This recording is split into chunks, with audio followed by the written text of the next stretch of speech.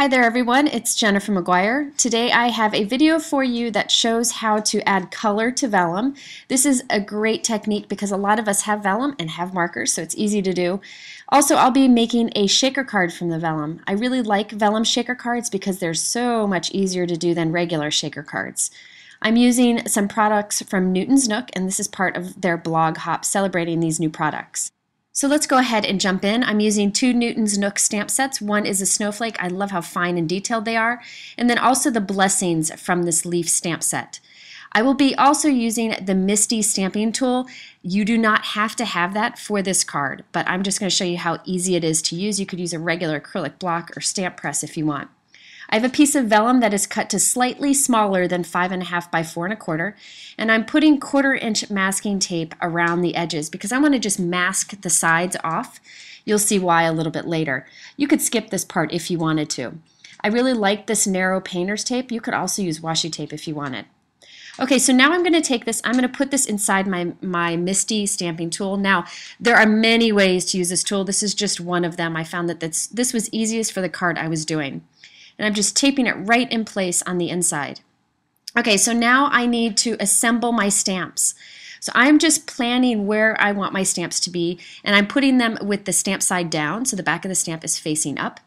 This is a great tool because I can position my stamps wherever I want it, get them all figured out on my little piece of vellum here, and then when I close it, it'll transfer all the stamps to the perfect position and get ready to stamp. If you just have an acrylic block or a stamp press, you can lay your piece of paper on the table, assemble your stamps on it, and then press your large acrylic block or stamp press right on top of it to grab the stamps.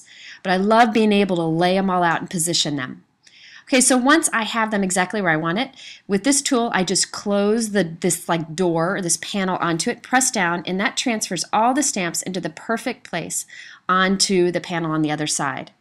So now all I have to do is ink this up and then close it again, and it'll stamp perfectly where I want it to.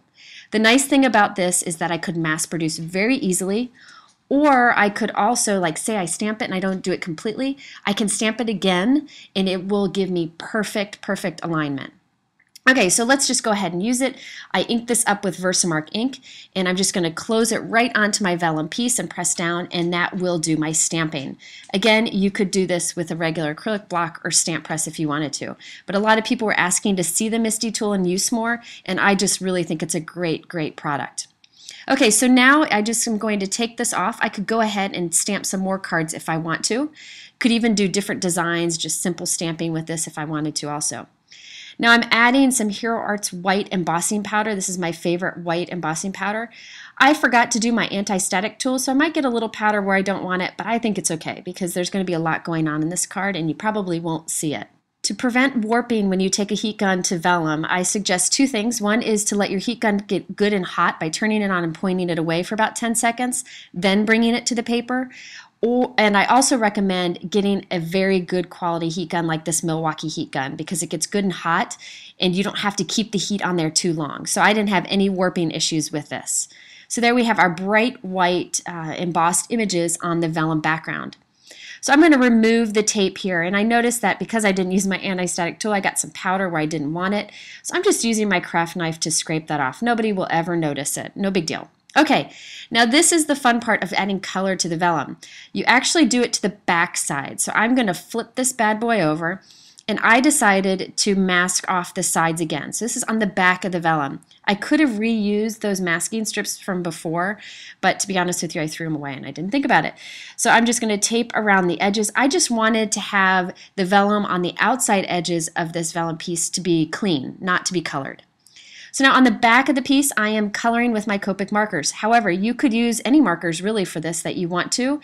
I've done this before with Tombow markers. You can use your Sharpie Bic markers if you wanted to. Anything that you have would be great here. I find the darker color the better because when you flip it over, it'll look lighter because it's showing through the vellum, which kind of mutes it.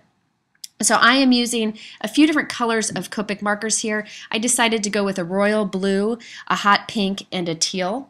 And this will be fun because when I flip it over, it'll look kind of stained glass-like.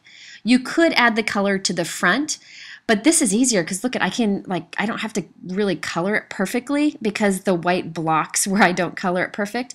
And also I don't like to use my Copics on embossed surfaces. I also decided to color the background with a light blue marker so that the background inside the masked area actually has a blue tint to it. You could leave this plain if you want to. And by the way, if you're doing this and you're not real happy with what color you're using, just take an alcohol swab and you can kind of wipe some of the color off and you can start all over. So now that I'm done adding my color, I'm just going to take those masking strips off, and it looks absolutely horrible from the back side, but I noticed that some of my color kind of bled through there, so I'm just using my colorless blender. You could use alcohol swab again to clean that off. And check it out, from the front side, it's really soft and beautiful and kind of has a stained glass look to it. Okay, I first thought I was going to put it on a white note card. I changed my mind and decided to put it on a pool colored note card that's top folding. So this is a 4 1/4 by 5.5 inch card. I'm putting some pretty pink posh silver confetti, those are those little silver circles, towards the center of the card, and also just some old chunky glitter that I have from Doodlebug. I recommend chunky glitter for this because it won't escape out the sides as much. And I also put some Lawn Fawn snowflake sequins in there too. I need to seal the sides of the shaker card now.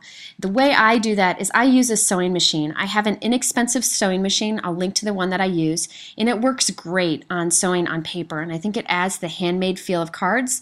If you don't have a sewing machine, you could use a thin line of adhesive around the outside of this and then cover it with thin strips of cardstock, or you could hand stitch if you really wanted to.